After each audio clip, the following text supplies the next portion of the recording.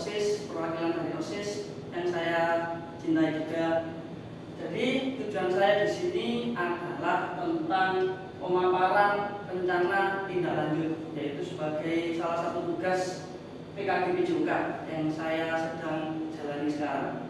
Dari sini saya mengambil judul tentang mengenalkan pentingnya pendidikan kebugaran melalui rancangan program latihan sederhana mengacu pada pedoman FITT pada cabur bola voli. Next. Jadi program ini berlatar belakang tentang program latihan yang efektif memerlukan perencanaan yang cermat dan pedoman FITT memberikan kerangka kerja yang tepat untuk mencapai tujuan kebugaran. Dalam rancangan program latihan sederhana ini menekankan pada 4 aspek penting, yaitu frekuensi, intensitas waktu, dan jenis latihan. Jadi mungkin ada yang awam tentang FITT itu apa? Jadi FITT itu adalah F-nya itu adalah frekuensi, I-nya itu adalah intensitas latihan, sedangkan T selanjutnya itu adalah time atau waktu, T selanjutnya adalah jenis latihan atau tipe. Selanjutnya, penting untuk menggabungkan latihan kardiovaskular, kekuatan, serta fleksibilitas dalam program ini untuk mencapai keseimbangan fisik yang optimal. Dengan memperhatikan pedoman FITT dan konsistensi dalam latihan dapat meraih hasil yang signifikan dalam meningkatkan kebugaran dan kesehatan secara keseluruhan pada peserta didik. Jadi program latihan sederhana ini dilakukan di SMK Syarifuddin. Hal ini memberikan ruang dan melibatkan peserta didik dalam memberikan suara, pilihan, serta kepemilikan, memberdayakan peserta didik pada saat program direncanakan, dilaksanakan, dan dievaluasi sehingga terwujudnya lingkungan yang menumbuhkan kepemimpinan murid. Lanjut Pak. Sebagai tujuan di sini, salah satunya terwujudnya siswa yang berakhlak karimah, bugar, sehat, serta gembira, dan pastinya berprestasi. Yang kedua, untuk meningkatkan kesehatan dan kebugaran peserta didik. Yang ketiga, memberikan pembelajaran secara nyata melalui pengalaman belajar. Yang keempat, penerapan konsep belajar aktif, di mana peserta didik terlibat langsung dalam kegiatan belajar. Serta yang kelima adalah meningkatkan motivasi dan keterlibatan peserta didik dalam pembelajaran. Selanjutnya, untuk capaian dan langkah dari segi capaian, saya ingin pengembangan keterampilan individu. Yang kedua, pemahaman program latihan. Yang ketiga, menumbuhkan rasa sportivitas, tanggung jawab terhadap program latihan yang diberikan. Selanjutnya, langkah-langkah sebelum latihan ini dilaksanakan, langkahnya adalah sosialisasi kepada peserta didik tentang program latihan terkait waktu, tahapan, dan cara melakukannya. Selanjutnya, penyelenggaraan program latihan yang menekankan pentingnya sportivitas serta tanggung jawab. Kemudian peran saat latihan ini lingkupnya adalah siswa atau peserta didik itu sebagai peserta program latihan. Yang kedua, OSIS meminta bantuan pihak OSIS sebagai pengatur jalannya program, mulai dari membutuhkan alat apa dan lapangan yang digunakan harus dipastikan memang benar-benar steril untuk melakukan program latihan ini. Selanjutnya adalah guru sebagai fasilitator.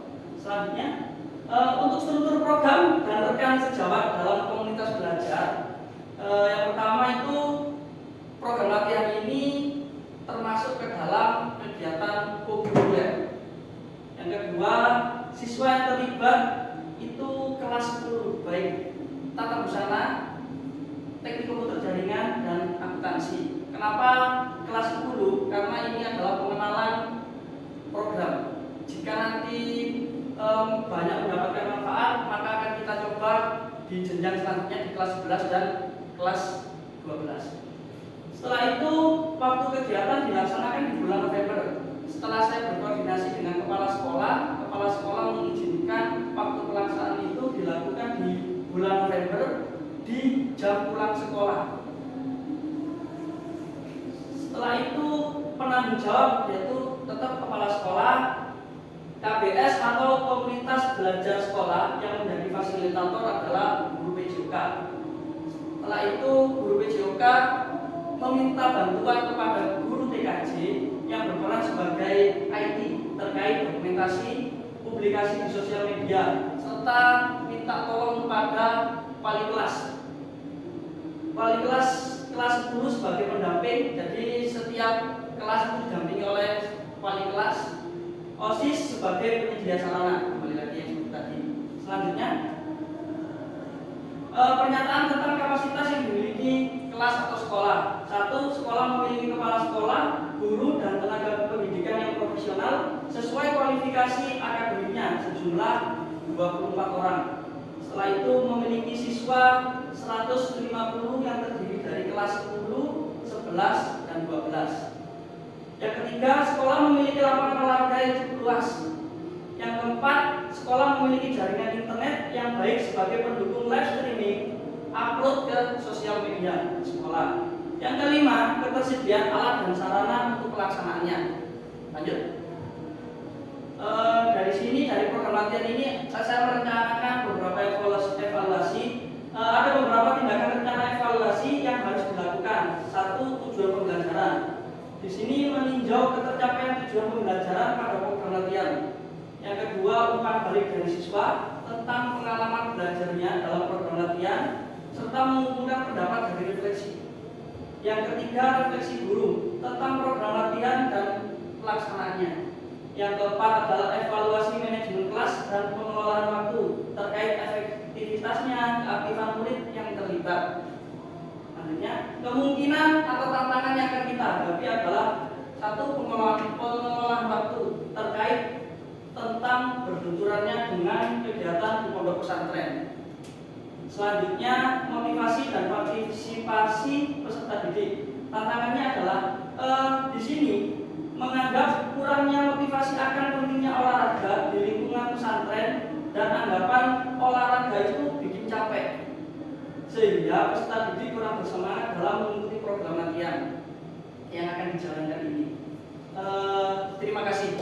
Mungkin itu yang bisa saya sampaikan tentang rencana tidak lanjut ini. Mungkin dari Bapak Dewan Guru ada pertanyaan ataupun saran terkait agar rencana ini berjalan dengan lancar, bisa disampaikan.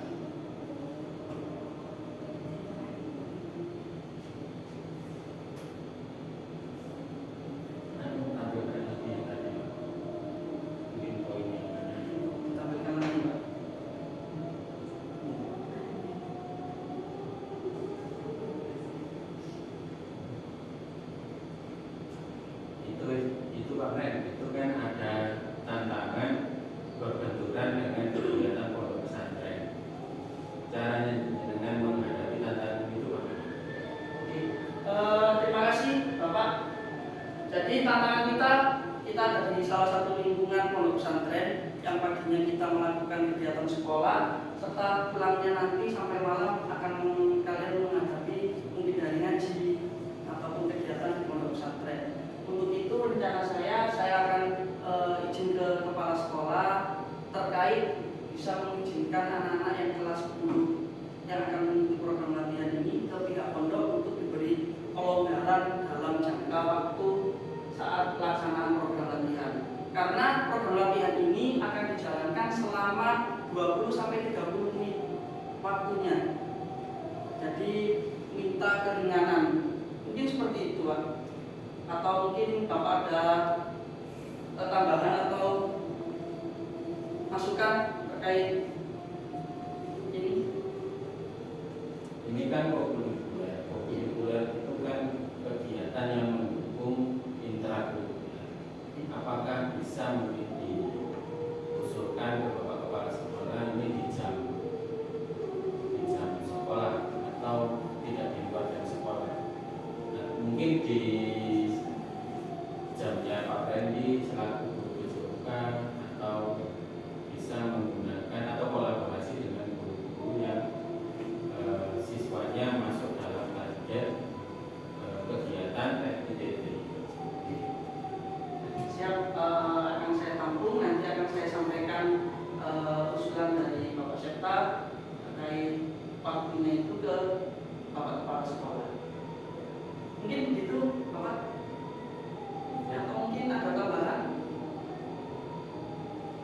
Yang jelas waktu ini kita kan di lingkungan pesantren antara laki-laki dan perempuan kan tidak bisa jadi satu, harus berbeda.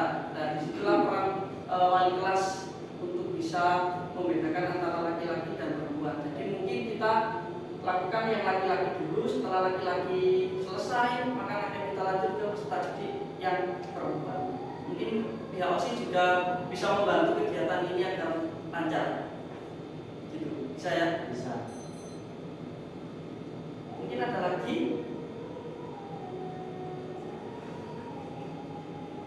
Jika memang tidak ada, mungkin bisa saya akhiri sampai di sini. Sekalian mungkin ada masukan di lain waktu bisa disampaikan langsung ke saya demi berjalannya program ini. Seperti itu. Sudah cukup jelas? Oke. Terima kasih atas kehadiran Bapak Ibu guru serta pihak OSIS dan peserta didik kelas perwakilan dari kelas 10 yang nanti bisa disampaikan ke teman-teman budaya. Saya ucapkan terima kasih. Saya akhiri. Assalamualaikum warahmatullahi wabarakatuh. Waalaikumsalam warahmatullahi wabarakatuh. Assalamualaikum warahmatullahi wabarakatuh. Waalaikumsalam.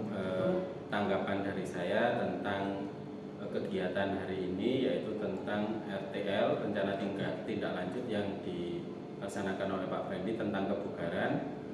Saya merasa kegiatan ini sangat penting sekali, utamanya untuk siswa SMK Saripudin, karena kebugaran ini harus diterapkan atau dilakukan kepada siswa-siswa di sini. Supaya apa? Supaya anak-anak tidak gampang sakit.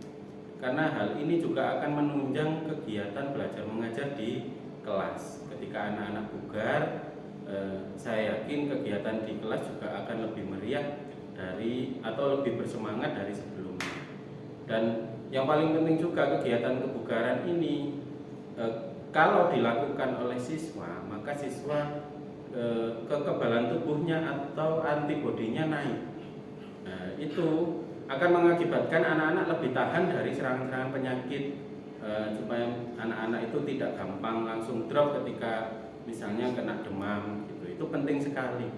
Maka dari itu sekolah harus mendukung kegiatan RTL ini atau kegiatan kebugaran ini supaya bisa diterapkan di setiap minggu atau di setiap pembelajaran berkolaborasi dengan guru-guru yang lain. Mungkin itu saran dari saya. Akhiri wassalamualaikum warahmatullahi wabarakatuh. Waalaikumsalam. Bismillahirrahmanirrahim. Assalamualaikum warahmatullahi wabarakatuh. Waalaikumsalam. Baik, di sini saya sudah mendengarkan apa yang beliau jelaskan tadi terkait tentang rencana tindak lanjut. Jadi program yang beliau jelaskan tadi saya sangat setuju dengan berangan-angannya beliau untuk merencanakan suatu program, dan saya dari pihak OSIS sangat mengantisipasikan dalam apa yang akan beliau wujudkan untuk program di SMK untuk lebih maju begitu. Dan jikalau Pak memang untuk rencana beliau ini bisa terlaksana, kami selaku dari pihak OSIS akan membantu sangat untuk program baru yang beliau rencanakan. Dan juga kualitas di SMK, siswa-siswi di SMK Saripudin mungkin lewat dari rencana beliau ini bisa lebih tinggi lagi, karena lebih penting kualitas lebih penting kualitas dibandingkan dengan kuantitas. Nah, jikalau kualitas dari teman-teman SMK sudah banyak berprestasi apalagi dari jenjang PJOK, maka insyaallah SMK bisa begitu. Ya, mungkin cukup ini yang bisa saya sampaikan. Terima kasih atas waktunya. Assalamualaikum warahmatullahi wabarakatuh.